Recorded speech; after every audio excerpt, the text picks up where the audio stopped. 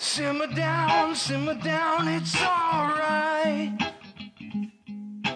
I don't want. What's up, guys? It's Church from Overwatch. We're going to be doing another review here today, and what we're doing is the KERSS Super V, or KERSS VERCTER. And I'd like to go ahead and give a shout out to Tony Baker at ATA. I'd like to thank him for letting me borrow this gun to review. But anyhow, here it is. It's pretty sweet. I've gotten to play around with it a little bit all day, and it's really just pretty impressive. Here's the box it comes in. It's a real pretty box. It has a carry handle on the top, so that's really nice.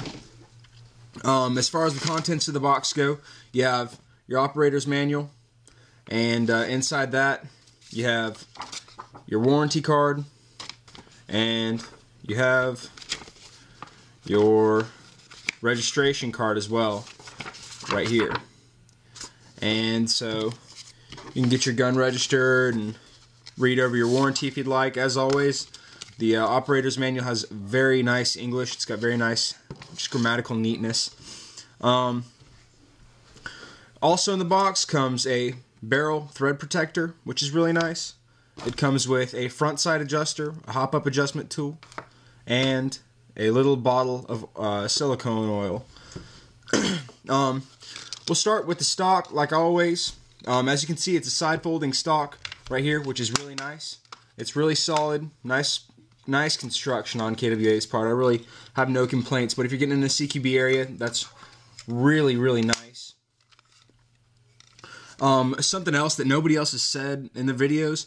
This piece, I believe, to be adjustable. If you loosen this and this, as well as the ones on the opposite side, I'm pretty sure that the stock will adjust up to like 1.5 inches or something like that, or at least that's what it looks like.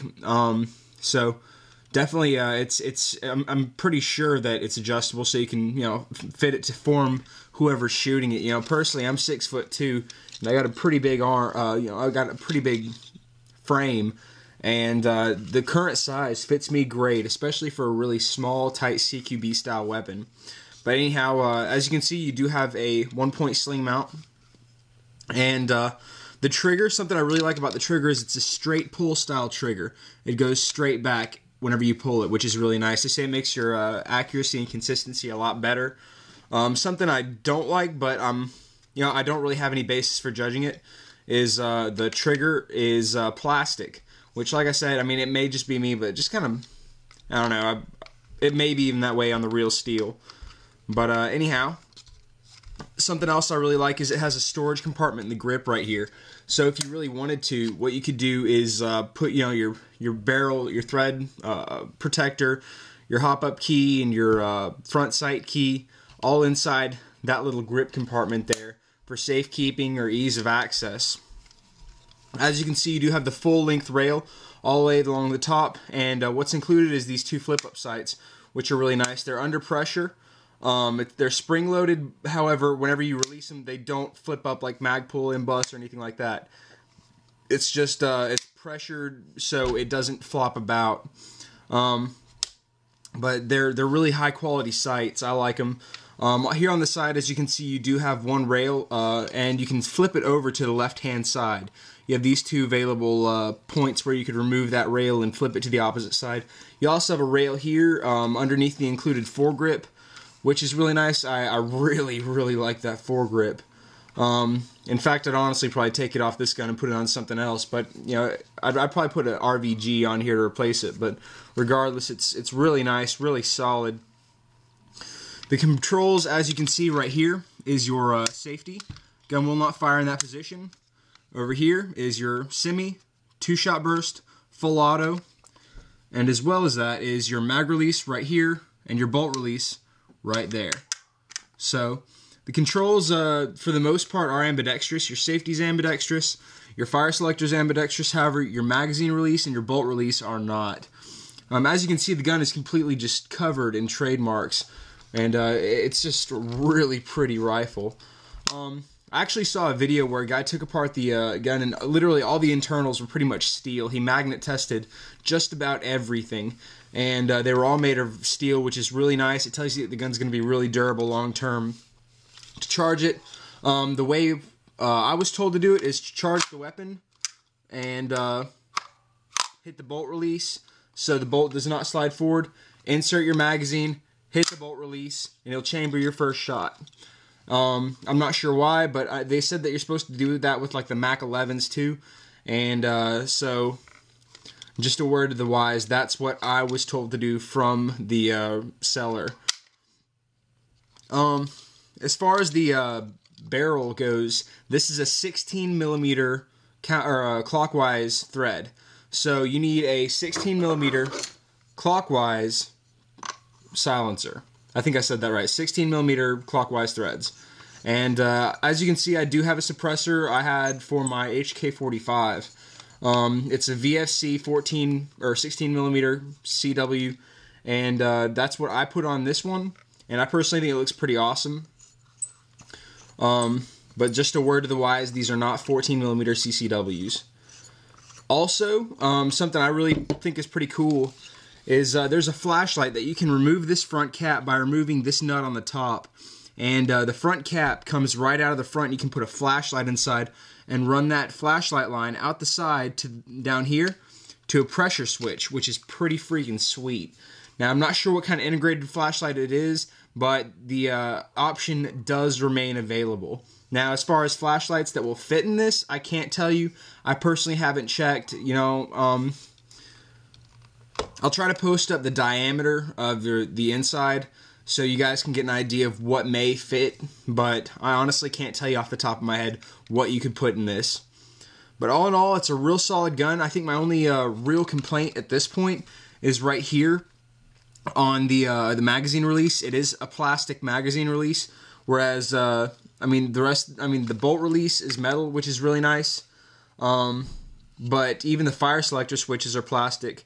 I mean, the fire selector switches don't bother me as much as the magazine catch, because the fire selector switches aren't going to be holding something that weighs as much as a gas magazine weighs in place. But, I mean, that's really pretty much my only complaint. It is a pretty hefty gun, despite its size, especially with that magazine in place. I mean, this is a 50-round gas magazine, and by the time you actually have it in there, it does weigh quite a bit.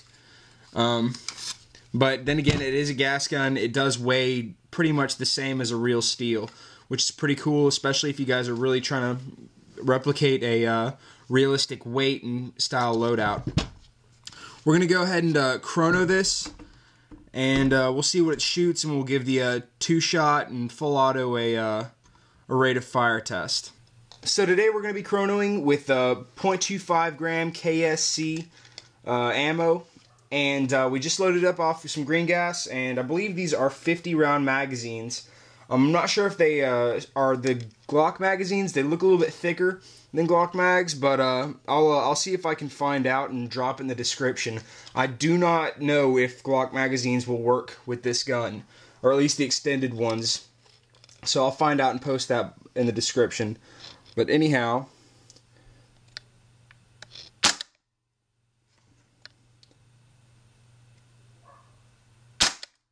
first shot coming off at 364, 366, 361, 360. Now we'll go ahead and give it a two-shot burst.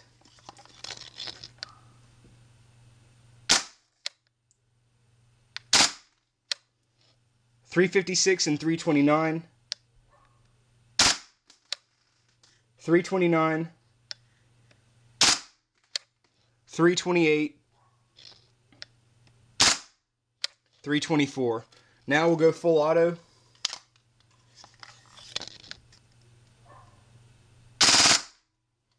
Coming out at 1,200 rounds per minute. So not bad at all. And we'll just empty the rest of this on two-shot burst because it's awesome.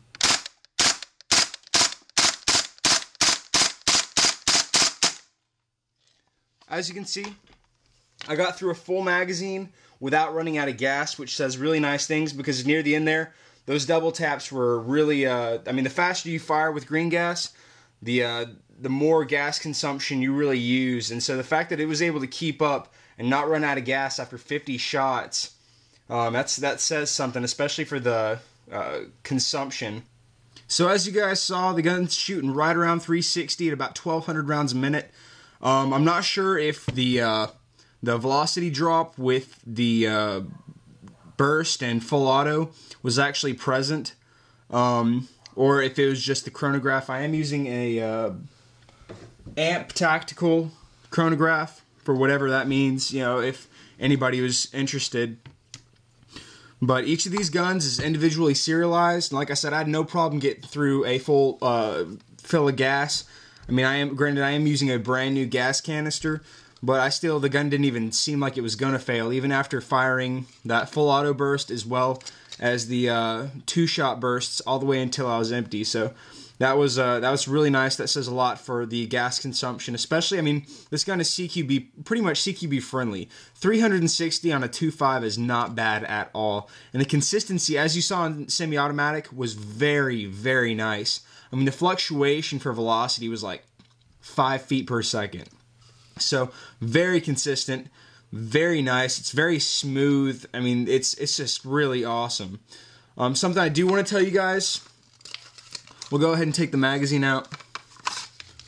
Whenever you charge the gun, don't grab the handle wide and pull, as that may damage the system. Now, these parts are steel, you know, so I'm not sure if you could damage it, but the best thing to do is just to let your finger slide to the inside and charge it that way. That way you're not putting as much strain on the side of the gearbox, or on the side of the charging arm, and it's not really applying a whole lot of sideways tension to the arm. So all in all, it's a really nice gun. I think these are priced at $380 right now, I believe, is the map pricing.